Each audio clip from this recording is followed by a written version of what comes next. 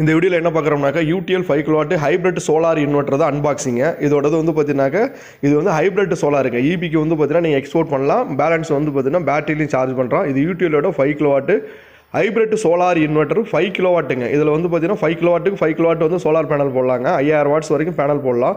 Plus வந்து பார்த்தீங்கன்னாக்கா உங்களுக்கு 95% வந்து லோடு வந்து அவுட்புட் எடுக்கலாம். அதோட அன்பாக்சிங் தான் இது.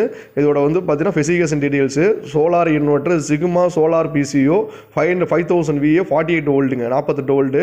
இது வந்து பார்த்தீங்கன்னாக்கா AC input MCB battery MCB solar panel MCB back side உள்ள டீடைல்ஸ் இதுதாங்க. இதோட ஃப்ரண்ட் வந்து பார்த்தீங்கன்னாக்கா Sigma grid export solar PCO 5 kWங்க. இது 5 kVA இன்வெர்ட்டரு சோலார் MPPT இன்வெர்ட்டருங்க.